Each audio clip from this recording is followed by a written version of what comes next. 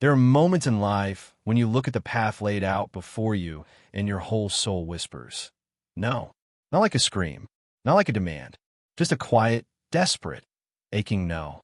That is exactly where Eleanor Hart found herself on a cold spring morning in 1878, standing on a train platform in Boston with a carpetbag in one hand and a one-way ticket in the other. And before I go any further, please like this video and listen to my story till the end, and let me know which city you're listening from. That way, I can see how far this story has traveled. Because Eleanor's story, it deserves to travel far. It deserves to be heard by every heart that has ever felt like their life was being decided for them. Eleanor was 20 years old. 20, the age when most girls in Boston were being dressed up like porcelain dolls and presented to men with money and influence and absolutely no warmth in their eyes. And Eleanor's father had already chosen her match, a man named Gerald Whitmore, 53 years old, heavy rings on his thick fingers, a voice that sounded less like conversation and more like a transaction being signed. When Eleanor shook his hand the evening her father introduced them, she felt something inside her chest go very, very still. Not the stillness of peace, the stillness of a door being shut. She cried that night into her pillow so no one could hear. She pressed her face into the fabric, and she let the tears come until there was nothing left. And then she sat up, dried her face, and started packing. She did not leave a long letter. She left 3 words on her writing desk. I'm sorry, because she was. She loved her father in the way you love someone who has never quite understood you. But she loved herself more. And for the first time in her life, she was going to act like it. The train to Wyoming felt like riding toward the edge of the known world. Other passengers slept or read or stared out the window at the passing countryside, but Eleanor sat perfectly upright, hands folded in her lap, heart hammering against her ribs the entire way. She had accepted a teaching position in a small town called Clover Ridge, Wyoming territory. A letter she had answered in secret, written under lamplight when the rest of the house was sleeping. When she finally stepped off the train onto the dusty platform in Clover Ridge, the wind hit her so hard she gasped. It was nothing like Boston. There were no grand stone buildings, no manicured lawns, no soft piano music drifting from parlor windows. There was open sky that went on forever. There were wooden storefronts with peeling paint. There were men in worn boots and dusty hats, and horses tied to posts, and the smell of earth and wood smoke and something wild she had no name for. She stood there on that platform, gripping her carpetbag until her knuckles went pale, and she told herself one thing. You're not afraid. You are free. She was a little afraid, but she was also, for the first time in her life, completely, breathtakingly free. The school board chairman, a stiff man named Mr. Greer, met her at the station and drove her through town in a rattling old buggy. Eleanor looked at everything. The general store, the saloon with its swinging doors, the little white church at the far end of the road. It was rough, unpolished, but it felt honest in a way that Boston never had. Her lodging was at Dove Creek Boarding House, run by a widow named Mrs. Aldridge. Firm but kind. Breakfast at 6, supper at 6, church on Sundays, no gentlemen callers above the ground floor. Eleanor agreed to every rule without blinking. She had not traveled 1,000 miles to cause scandal. She had come to live. The next morning before sunrise, she walked to the schoolhouse alone. It was small and plain with white paint beginning to peel at the edges and windows that had been recently cleaned. Inside, wooden benches faced a chalkboard. A sturdy teacher's desk sat at the front. The smell of chalk and old timber filled the air. Eleanor set her books down on the desk slowly, ran her fingers across the worn-wood surface, and smiled, truly smiled, for the first time in months. This was hers. She was arranging the slate boards along the wall when the door opened behind her. A tall shadow filled the frame.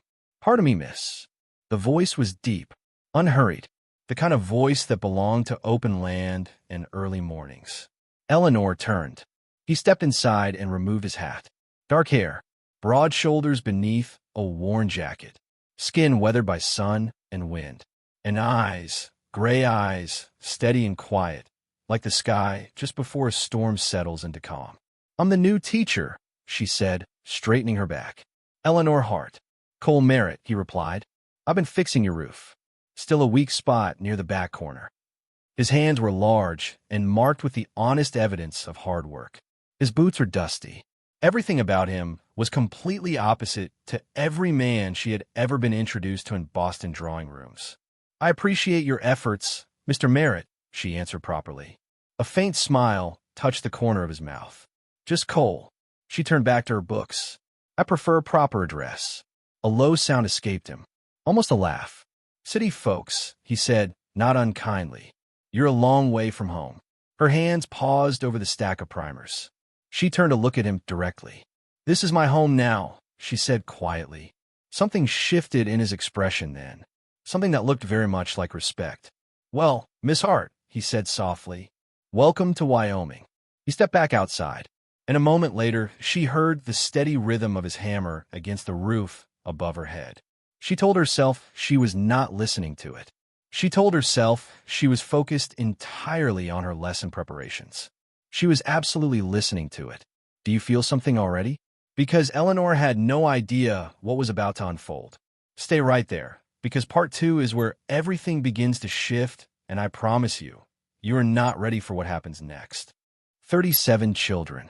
That was how many students filled Eleanor Hart's little schoolhouse on her first Monday morning in Clover Ridge. Children of ranchers and shopkeepers and widows. Some of them nearly as tall as she was. Some of them with boots so worn the soles were beginning to separate. She stood at the front of that room and felt 37 pairs of eyes studying her the way children study something new and unknown, half curious, half skeptical. She introduced herself clearly, firmly, and with more warmth than she had expected to feel. By midday, she knew she was going to love this. The children were spirited and rough around the edges, but they were real. They laughed easily and cried without embarrassment and asked her questions no Boston drawing room would ever have permitted. One small boy, named Tommy, asked her on the very first day if she had ever seen a buffalo. When she told him she had not, he looked at her with such sincere pity that she had to press her lips together very hard to keep from smiling. The town watched her with polite curiosity. On Sunday, she was invited to dinner at the Thompson household, a big warm table crowded with food and noise and family. Children everywhere. Women trading recipes and remedies. Men talking about cattle prices and rainfall. And then the back door opened, and Cole Merritt stepped in carrying a stack of firewood. Their eyes met across the crowded room for just a moment. Miss Hart, he greeted simply. Mr. Merritt, she replied. Mrs. Thompson, a cheerful woman with quick eyes that missed nothing, immediately launched into a proud introduction. Cole owned one of the largest cattle ranches in the county. He had built it himself over 10 years of hard work. He was quiet, reliable, respected. Cole shifted slightly with the particular discomfort of a man who does not enjoy being talked about. Eleanor tried to focus on her plate of food. She was not entirely successful. Later, when the evening ended and the lanterns were being turned low, Cole appeared at the door as she was collecting her shawl. Town's quiet at night, he said simply. Not proper for a lady to walk alone. I can manage, Mr. Merritt. I don't doubt it. He held the door open. All the same, they walked through the cool evening air with a careful distance between them. The sky was that deep, impossible purple that only comes in the minutes after sunset, and the first stars were beginning to appear, faint and trembling. Eleanor kept her eyes on the road ahead. Are you nervous about tomorrow? He asked after a while. My first day is behind me, she said. I'm in the days after, when the newness wears off and it becomes just work. She considered that. I have never been afraid of work. No, he said quietly. I don't reckon you have. They reached the boarding house steps too soon. She turned to thank him and found him standing closer than she had realized. Not improperly close, just close enough that she could see the gray of his eyes clearly in the fading light. Good night, Miss Hart, he said. She felt something stir very quietly in her chest, something she did not have a name for yet. Good night, Mr. Merritt. She climbed the steps and did not look back. But she stood at her bedroom window for a long time after that, watching the empty road, feeling the warmth of something she did not yet know what to do with. And this is where I want to pause and ask you something. Have you ever been in a moment like this, where something was just beginning, and you could feel it like the air before rain, but you had no words for it yet? Drop a comment, and don't forget to let me know where in the world you're listening from. Weeks passed. Autumn pressed gold and red into the hills around Clover Ridge. Eleanor settled into her rhythm, teaching, grading papers by lamplight, writing letters home that said little about how happy she was, because she knew her father would not understand it. Cole appeared now and then. Sometimes he rode through town and simply touched the brim of his hat as she passed. Sometimes he stopped to check on the schoolhouse roof or to ask whether the stove was drawing properly. Small reasons, small moments. And yet every single time, her heart did something quiet and complicated that she could not quite control. One Saturday in late October, the town held a harvest social at the meeting hall. Mrs. Aldridge practically pushed Eleanor out the door. "You're part of this community now," she said firmly. "Act like it." Eleanor wore a green dress she had almost left behind in Boston. She pinned her hair a little more softly than usual. She told herself she was not hoping for anything in particular. The hall was warm and golden with lantern light. Music filled every corner. Laughter and the smell of wood smoke and something sweet baking somewhere. She had just taken a cup of punch when she heard his voice behind her. "You look lovely tonight." She turned slowly. Cole stood there in a clean white shirt and dark vest. Hair brushed back, clean-shaven, still entirely, unmistakably himself. Something about him took her breath away. Not because he was transformed, but because he was the same, solid and real, and looking at her like she was worth looking at. "Thank you, Mr. Merritt. May I have this dance?" The fiddles began a bright, spinning tune, and before she had quite finished deciding, she was on the floor with his hand at her waist and hers in his, and they were moving together among swirling skirts and stamping boots and the joyful noise of a whole community alive and celebrating. "You dance well," she said. "My mother insisted," he replied, and the small smile that crossed his face was so unexpectedly gentle that she felt her own chest ache with something sweet and unfamiliar. The music slowed. He drew her slightly closer. Their steps became quieter, more deliberate. His eyes stayed on hers the entire time. "Why Wyoming?" he asked softly. She hesitated. Then she decided to be honest. "In Boston, my future had already been decided. A man chosen for me. A life arranged like furniture in a room I was never meant to live in." She paused. "I cannot stay." His jaw tightened just slightly. "You ran." "Yes." He was quiet for a moment. Then, low and certain, "That was brave." That single word. Brave. She had been called foolish, ungrateful, reckless. No one had ever called it brave before. Her eyes filled. She blinked the tears away before they could fall. But the warmth of that word stayed with her all evening like a hand held gently over a wound. When he walked her home that night, the stars were so thick overhead they looked like someone had spilled silver across the sky. At the boarding house steps, he took her hand. "May I call on you properly, Miss Hart?" Her heart answered before she did. "I would like that." He smiled slowly, warm and real and unhurried. "Good night, Eleanor."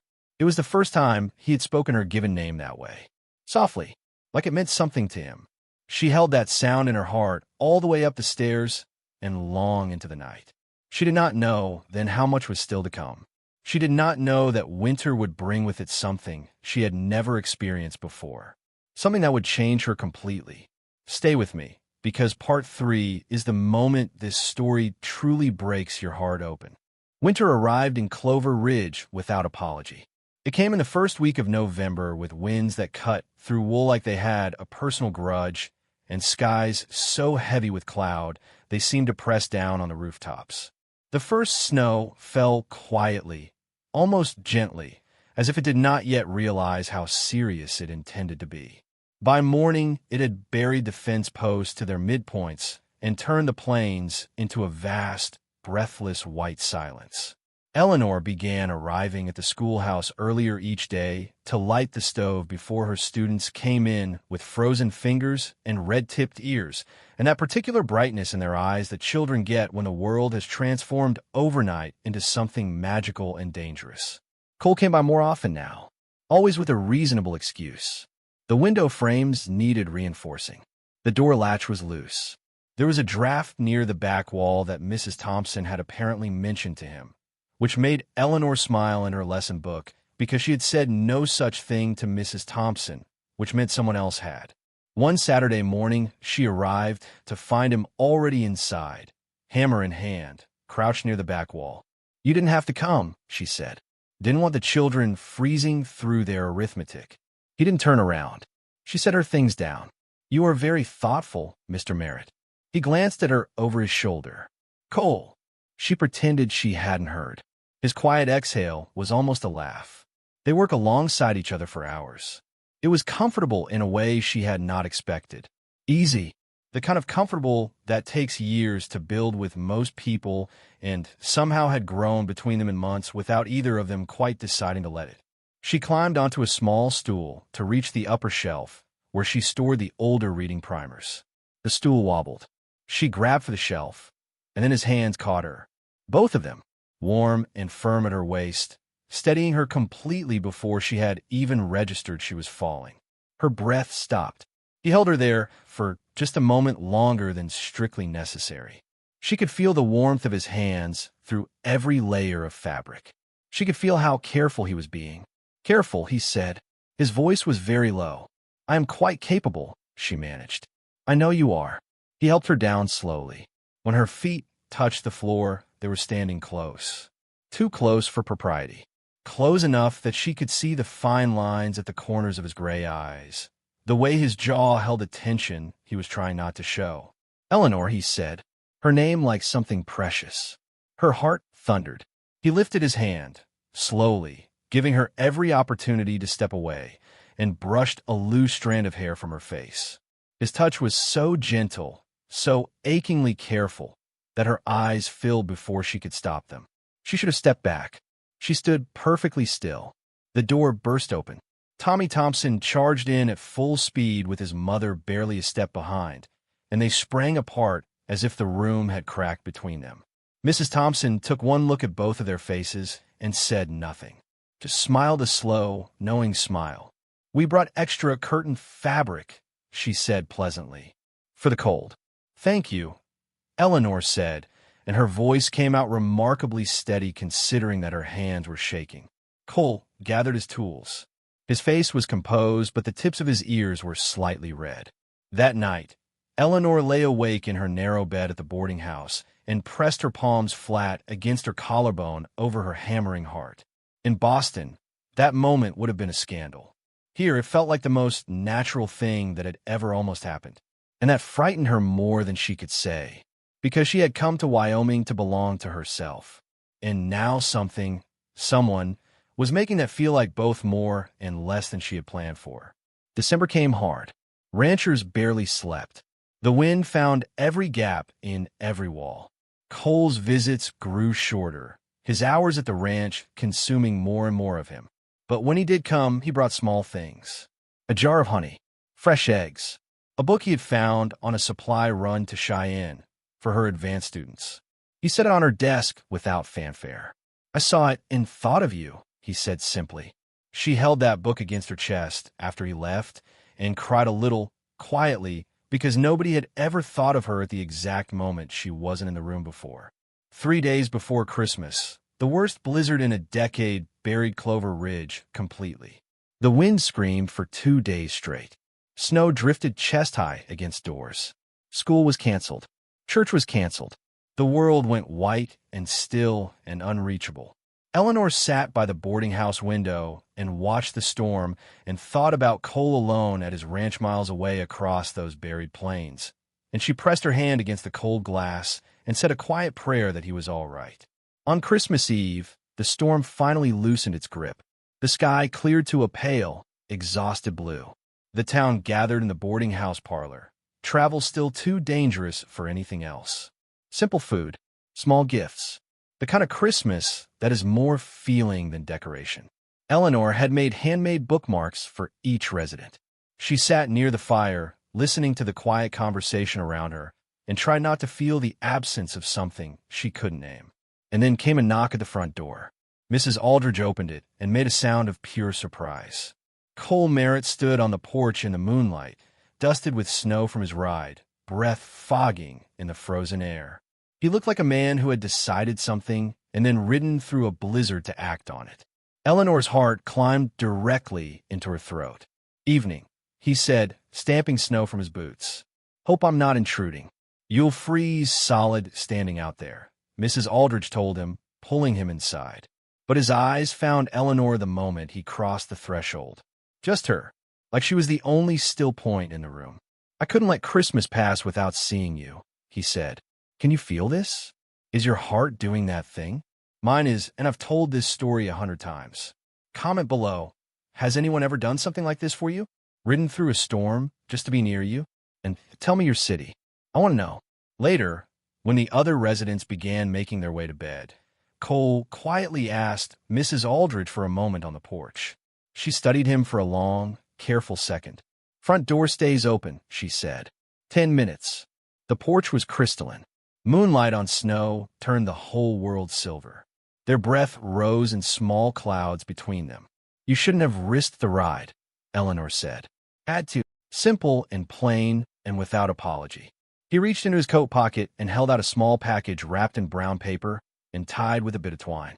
She took it with hands that trembled from the cold, she told herself.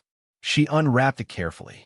A small silver locket, delicate, etched with tiny flowers along the edge.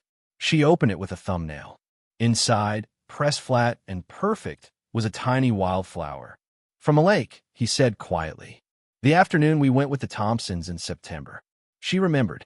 She had waded into her ankles without caring about her boots, and he had laughed, really laughed, for the first time she had ever seen, and it had turned her world slightly sideways.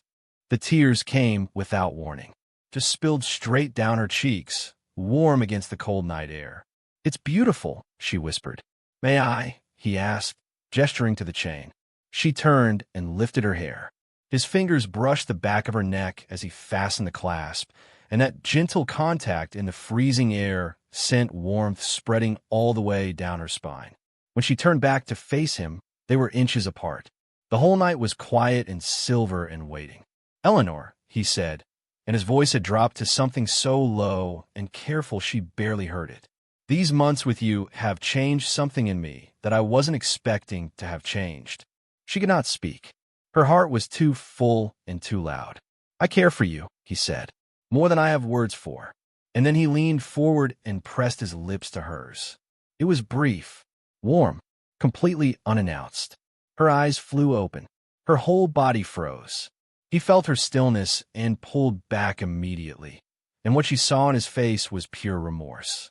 "I'm sorry," he said quickly. "I shouldn't have taken that without asking." She shook her head, and her voice came out barely above a breath. "It was my first kiss." He stared at her. "Your first?" She nodded. Her cheeks burned despite the cold air. "In Boston, young ladies do not. There are rules. There are expectations." He let out a long, slow breath. And then something in his expression shifted, softened, became something she had no word for except tender. He stepped closer, carefully, giving her all the space in the world to move away. "Then I'm sorry it was rushed," he said gently. "It should have been something worth carrying."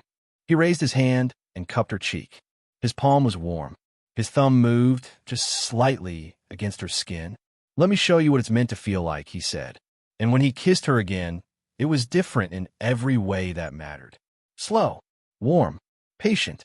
His arm wrapped around her waist and drew her close without hurry, without demand. She felt the steady rhythm of his heartbeat when her hands found his chest. She felt the cold night air around them and the warmth of him against her and the way the whole world went quiet. When they pulled apart, both of them breathless, both of them undone, he rested his forehead gently against hers. "I love you," he said. "I think I have since the first morning I found you standing in that schoolhouse, arranging your books like you'd always belonged there." The tears fell again. She didn't try to stop them. "I love you too," she whispered. "I think I have for a very long time." From inside, Mrs. Aldrich cleared her throat with theatrical volume. Cole stepped back with a smile that reached every part of his face. "I'll come tomorrow if the roads allow." She nodded, unable to speak. She watched him ride away into the moonlit snow and stood on that porch long after he disappeared, holding the locket, feeling his warmth still on her lips, and weeping quietly and completely with something she finally recognized. Joy. But joy, as Eleanor would soon discover, does not travel alone. Part 4 brings the proposal, the wedding, the hard and beautiful reality of the life she built, and then a letter that almost broke everything. Do not go anywhere. New Year's Eve came in clean and cold and bright. The whole town crowded into the church hall. Lanterns, music, laughter so big it seemed to press against the walls trying to get out. Eleanor danced twice with Mrs. Thompson's youngest daughter and once with Mr. Greer, who danced with the rigid precision of a man who had learned the steps from a textbook and never deviated. And then Cole appeared at her elbow and quietly asked her to walk with him to the far corner of the room where the music was softer. She went. He turned to face her. His jaw was set in the way she had come to recognize. Not hardness, but seriousness. The way he looked when something mattered. I have something to ask you, he said. Her breath left her completely. I don't have what the men in Boston had, he continued. I can't offer you ease or comfort or certainty. The ranch is still growing. The winters are genuinely cruel. There will be years we struggle. He paused. I can offer you honesty and partnership and a man who will spend every day of his life making sure you never once feel trapped. Her eyes were already full. He took her hands in both of his. Eleanor Hart, will you marry me? She did not hesitate. Yes, she said. Yes. The joy on his face was something she would remember until the last day she lived. He pulled her close and held her, and around them the room counted down the final seconds of the year, and when midnight struck and the bells rang out and everyone around them cheered and embraced, Cole kissed her in front of the whole town without apology or restraint, and Eleanor Hart laughed against his mouth and thought, This is what it was supposed to feel like all along. Pause right here. Did you feel that? When he said he couldn't offer her ease, but he could offer partnership? That is love. Real love. Comment and tell me, what does real love mean to you? And where are you listening from right now? They were married in April. The little white church at the center of Clover Ridge filled with every person Eleanor had come to know in the past year.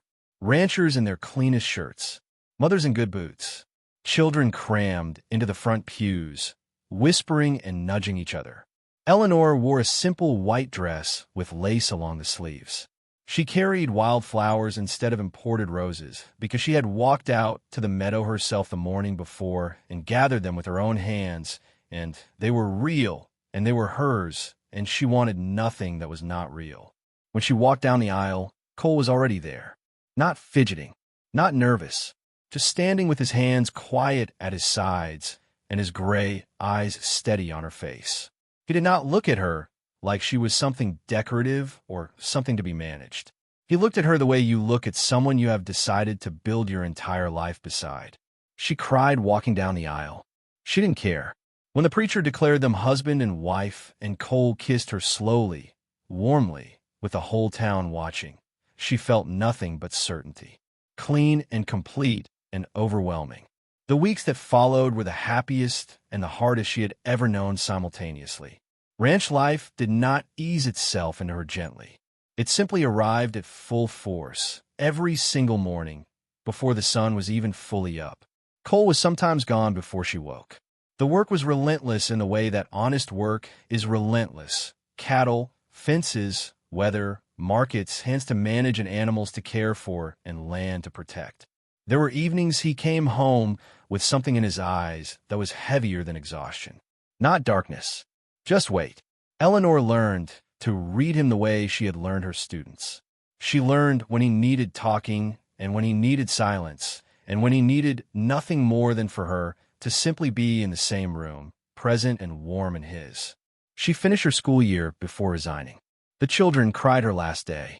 Truly cried. Tommy Thompson wept so hard his nose ran, which he would have been mortified by if he hadn't been too heartbroken to notice. She promised to continue private lessons, and she meant it. Education had been the key that set her free. She was not going to lock that door for anyone else. By summer, the ranch felt like home. She rode out with Cole to check fences. She learned the names of the ranch hands and the names of the horses and the difference between the cattle's various extremely urgent-sounding complaints. She kept the supply ledgers with precision and caught a billing error from their supplier in Cheyenne that saved them more than 2 months of expenses. Cole held up the corrected ledger one evening and looked at her with an expression of pure, uncomplicated admiration. "You're remarkable," he said, not like a compliment, like a fact. On warm evenings they sat on the porch together as the sun dropped long and golden across the plains, and the sky went pink and then purple and then deep, and she would lean against his shoulder and he would rest his cheek against her hair, and the silence between them was the easiest thing in the world. "Any regrets?" he asked her one night. She knew exactly what he meant. She thought about the drawing room in Boston, the heavy rings, the voice like a business transaction, the life that had been arranged for her like furniture she was never meant to touch. "Not one," she said. He pressed a kiss to her temple, soft and slow and certain. And then, in late summer, a letter came. She recognized the handwriting on the envelope before she could stop the recognition. Her father's hand, precise, controlled, exactly like him. She opened it alone, sitting at the kitchen table, and read it twice through. He had heard, of course he had heard, of the marriage, of the ranch, of the territory. His words were sharp-edged and cold. He called her choices foolish. He said she had thrown away security for sentiment. He warned her that love fades, that hardship breaks people, that she would regret every choice she had made. She sat very still for a long moment. An old voice, the old fear, tried to come back, the one that had lived in her for 20 years and knew all the weak spots. What if he's right? What if this happiness is temporary? What if love isn't enough? She folded the letter slowly. That evening she showed it to Cole. He read it quietly, his face giving nothing away, and handed it back. "I won't pretend this life is always easy," he said. "There'll be hard years. Weather, prices, things outside our control." He stepped forward and took her hands. "But I will never make you feel like a possession. If there ever came a day you wanted something else, I would let you go, Eleanor. I would let you go." She looked at him for a long time. His steady gray eyes, the calluses on his hands, the way he said things plainly because he believed they were simply true. "They tried to decide my life once," she said. "I chose you instead. I choose you still. Every single day, I choose you." He brought her hands to his lips, just held them there. She remembered the first kiss on the snowy porch, the second one that had taught her what careful love felt like. She thought about how love that is chosen freely every day is worth more than love that is simply inherited or imposed or arranged. She did not write back to her father that night. She sat on the porch with her husband and watched the stars come out one by one over the Wyoming plains, and she felt, underneath the lingering ache of the letter, a bedrock of certainty that could not be moved. And then, in the quiet weeks of early autumn, she began to notice something changing. A tiredness she couldn't sleep away, a softness she had never felt before, a knowledge that gathered itself slowly and then arrived all at once one morning when she was standing in the kitchen making coffee and simply stopped and understood. That evening, when Cole came in from the fields, she was sitting on the porch steps in the golden late light. She waited until he sat beside her. Then she took his hand and pressed it gently and deliberately flat against her middle. He looked at her face. "There is something I haven't told you," she said. Her voice broke on the last word, not from fear, from the sheer size of the feeling. He went completely still. She smiled through tears that spilled before she could decide about them. "We are not alone anymore." The silence that followed lasted about 3 seconds. And then Cole Merritt, the strongest, quietest, most composed man she had ever known, pressed his face against her hair and held her with a care so fierce and gentle at once that she felt it in every part of her body. And when he finally pulled back, his eyes were wet. "Our child," he whispered. "Our child," she answered. And this is where the story becomes everything. Because the woman who ran to find herself was about to discover that freedom had never been about being alone. It had always been about being exactly, perfectly, irreversibly known. Part 5 is the end, and I promise you, it will stay with you. The months of waiting were the fullest Eleanor had ever lived. Cole expanded one corner of the house into a small warm room off the main bedroom. He built the furniture himself, working by lamplight some evenings when she was already asleep, and she would wake to the soft sound of sanding and know exactly what he was doing and lie there in the dark smiling until sleep took her again. She sewed small garments at the kitchen table in the evenings. Mrs. Aldridge came out from town to show her the proper stitching technique and sat with her for long winter afternoons, telling stories of her own children and grandchildren with the particular tenderness of a woman who has learned what matters. The whole town rallied around them in the way that small towns do, without being asked, without ceremony, simply out of the deep human instinct to surround new life with warmth. Mrs. Thompson brought blankets and practical wisdom delivered with the brisk affection of someone who had done this several times herself. The ranch hands, one by one, found small excuses to improve things around the property. A new fence post here, a better hung gate there, and never once mentioned that this was what they were doing. Cole was attentive in a way that sometimes undid her entirely. He checked on her a dozen times a day without making her feel watched. He learned what she needed before she asked, which side of the bed was more comfortable at which stage, which smells made her feel ill, which evenings she wanted conversation, and which she simply wanted his hand in hers. He never once made her feel fragile. He just made her feel held. One morning in late spring, when the wildflowers were pushing back up through the soil and the sky was that particular clear blue that only exists in Wyoming in May, everything began. It was long. It was the hardest thing her body had ever done. Cole waited outside the bedroom door for hours, and the ranch hands later told her that he paced the entire length of the porch and back no fewer than 40 times, and that toward the end he sat on the porch steps with his head in his hands and prayed. When at last the cry of a newborn cut through the quiet of the house, Cole went completely still. Mrs. Aldridge opened the bedroom door and looked at him with soft eyes. "Come in, Mr. Merritt," she said simply. He crossed the threshold like a man entering somewhere sacred. Eleanor lay against the pillows, exhausted in a way that went down to her bones, and more awake than she had ever been in her life. In her arms was a small bundle wrapped in white cloth, and the small face within it was scrunched and pink and absolutely perfect. Cole approached slowly, like someone who understood that some moments require reverence. "She has your eyes," Eleanor whispered. He looked at his daughter's face for a long time. "She has your strength," he said.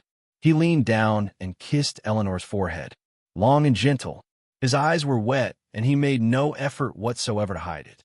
"Thank you," he said, barely above a breath.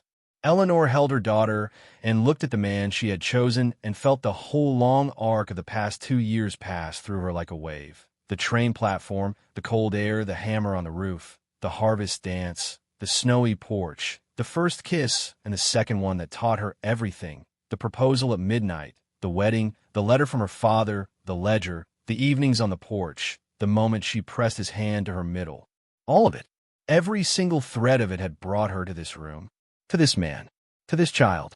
And she understood, with the kind of clarity that sometimes only arrives on the far side of great effort and great pain, that if she had stayed in Boston, if she had worn the heavy ring of a man with a voice like a business transaction and spent her life as furniture in someone else's drawing room, she would never have known this. She would have been comfortable. She would have been hollow. She had chosen instead to run. And in running, she had found the exact place she was supposed to be. Their daughter grew into a girl with her mother's determination and her father's quiet steadiness. Eleanor continued private lessons for years, and later helped establish a proper school fund for the county, and was never once in her life made to feel that her mind was less than what it was. Cole never stopped finding small ways to show her she was loved.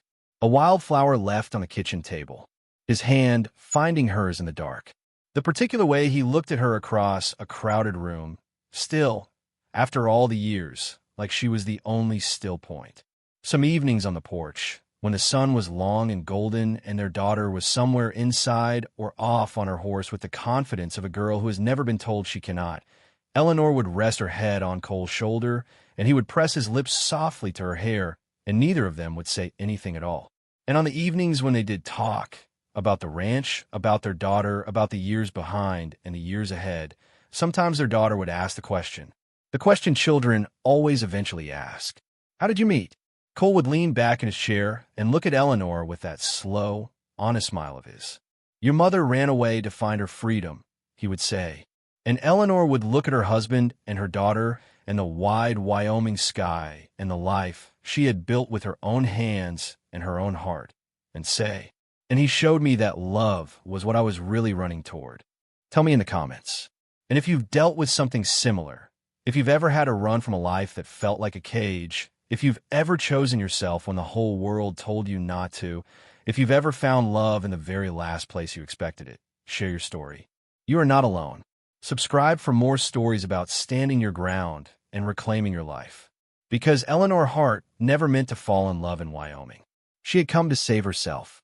She stayed because she found that love, real love, the kind that is chosen freely every single day by two people who see each other clearly and choose each other anyway. That kind of love does not trap you. It sets you free all over again. And that, in the end, is what makes it worth everything.